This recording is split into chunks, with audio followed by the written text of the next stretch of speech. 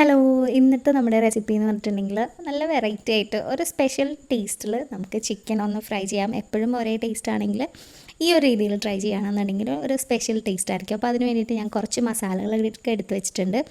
1 table spoon അളവിൽ മുഴുവൻ മല്ലി, 3 ഏലക്ക, കുറച്ച് കറുവപ്പട്ട, അതുപോലെ ഗ്രാമ്പൂ ഒരു 3-4 എണ്ണം, 1/2 ടീസ്പൂൺ അളവിൽ അല്ലെങ്കിൽ 3/4 ടീസ്പൂൺ അളവിൽ കുരുമുളക്, 1 ടീസ്പൂൺ അളവിൽ പെരിഞ്ചീരകം. ഇത്രയും മസാലകളാണ് ഞാൻ എടുത്ത് വെച്ചിട്ടുള്ളത്.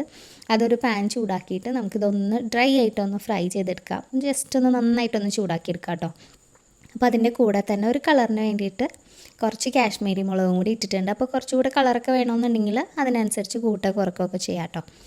അപ്പോൾ ഇതൊന്ന് ഇതുപോലെ ഒന്ന് കൈ കൊണ്ട് ഇതാക്കുമ്പോൾ നല്ല ഇതായിട്ട് കിട്ടുന്ന ആ ഒരു രീതിയിൽ ഒന്ന് വറുത്ത് വയ്ക്കുക. പിന്നെ നമ്മളിത് ചിക്കൻ ഒന്ന് മാരിനേറ്റ് ചെയ്ത് വെക്കണം.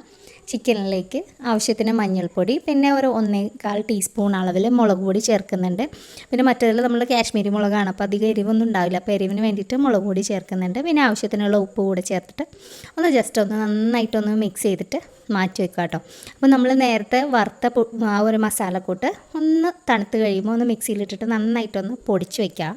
അപ്പോൾ ചിക്കനും ഒന്ന് മാരിനേറ്റ് ചെയ്തതൊന്ന് ജസ്റ്റ് സൈഡ് മാറി ഇരിക്കട്ടെ. ഇനി നമുക്കൊരു പാൻ ചൂടാക്കിയിട്ട് അതിലേക്ക് ആവശ്യത്തിന് വെളിച്ചെണ്ണ ഒഴിച്ചു കൊടുക്കുക. വെളിച്ചെണ്ണയൊക്കെ നന്നായിട്ട് ചൂടായി വരുമ്പോൾ 2 സവാള ഒന്ന് ചെറുതായിട്ട്, വളരെ ചെറുതായിട്ട് ചോപ്പ് ചെയ്തത് ചേർത്തിട്ട് ഒന്ന് നന്നായിട്ടൊന്ന് വഴറ്റി കൊടുക്കുക. 2 വലിയ സവാളയൊന്നും വേണ്ട, 2 മീഡിയം സവാള ആയാലും മതിയാവും. ഒരു വലുതാണെന്നുണ്ടെങ്കിൽ ഒരെണ്ണം മതി കേട്ടോ. അതിലേക്ക് ആവശ്യത്തിനുള്ള ഉപ്പും കുറച്ച് കറിവേപ്പിലയും കൂടി ഇട്ടിട്ട് നന്നായിട്ടൊന്ന് സോട്ട് ചെയ്തെടുക്കുക. സവാള ഒന്ന് മൊരിഞ്ഞ് തുടങ്ങുന്ന ആ ഒരു പരുവം വരുമ്പോൾ നമ്മൾ മാരിനേറ്റ് ചെയ്ത് വെച്ചിട്ടുള്ള ആ ചിക്കനും കൂടി ഇതിലേക്ക് ചേർത്ത് കൊടുക്കുക കേട്ടോ. അപ്പോൾ ചിക്കനിൽ ആവശ്യത്തിന് ഉപ്പൊക്കെ ഇട്ട് കൊടുത്തത് കൊണ്ട് തന്നെ സവാളയ്ക്ക് വേണ്ടിയിട്ടുള്ള മാത്രമുള്ള ഉപ്പാണ് ഞാനതിലേക്ക് ഇട്ടിട്ടുള്ളൂ. ചിക്കനും കൂടി ചേർത്തിട്ട് നന്നായിട്ടൊന്ന് മിക്സ് ചെയ്തിട്ട് ആ ചിക്കൻ്റെ കളറൊക്കെ ഒന്ന് മാറി അതിലെ വെള്ളമൊക്കെ ഒന്ന് ഇറങ്ങി വരട്ടെ. ആ ഒരു സമയത്ത് വേണം നമ്മൾ നേരത്തെ പൊടിച്ച് വെച്ചിട്ടുള്ള ആ ഒരു മസാലക്കൂട്ട് ഇതിലേക്ക് ചേർത്ത് കൊടുക്കാനായിട്ട്. ഇതുപോലെ ഞാനൊന്ന് ഫൈനായിട്ടൊന്ന് പൊടിച്ച് വെച്ചിട്ടുണ്ട്. ചെറിയൊരു തരിതരിപ്പോടുകൂടെ കേട്ടോ, നല്ല ഫൈൻ പൗഡറല്ല, ചെറിയൊരു തരിതരിപ്പോടുകൂടി.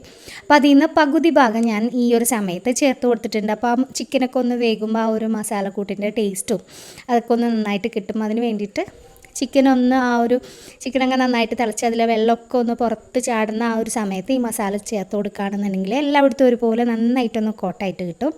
അപ്പോൾ ഇതൊന്ന് നന്നായിട്ടൊന്ന് മിക്സ് ചെയ്ത് ലോ ഫ്ലെയിമിൽ വെച്ചിട്ട് നന്നായിട്ട് മൊരിച്ചെടുക്കണ പരുവത്തിൽ കേട്ടോ. അപ്പോൾ ഇപ്പോൾ ചിക്കനൊക്കെ നന്നായിട്ട് വെന്തിട്ടുണ്ട്. ആ ഒരു പരുവത്തിൽ ബാക്കിയുള്ള മസാല നമ്മൾ ആവശ്യത്തിനനുസരിച്ച് കേട്ടോ, കുറച്ച് കൂടുതലാണെന്ന് തോന്നുകയാണെന്നുണ്ടെങ്കിൽ ആവശ്യത്തിന് മാത്രം ഇട്ട് കൊടുക്കുക. അതും കൂടി ഇട്ടിട്ട് നന്നായിട്ടൊന്ന് മിക്സ് ചെയ്ത് കുറച്ച് നേരം കൂടെ ഒന്ന് മൊരിച്ചെടുത്ത് കഴിഞ്ഞാൽ നല്ല കിടിലൻ ടേസ്റ്റിലുള്ള ചിക്കൻ ഫ്രൈ റെഡി ആയിട്ടുണ്ട്. അപ്പോൾ എപ്പോഴും ഒരുപോലെ ഫ്രൈ ചെയ്യാതെ ഇതുപോലെ ഒന്ന് ട്രൈ ചെയ്ത് കഴിഞ്ഞാൽ എല്ലാവർക്കും വളരെ ഇഷ്ടമാവും.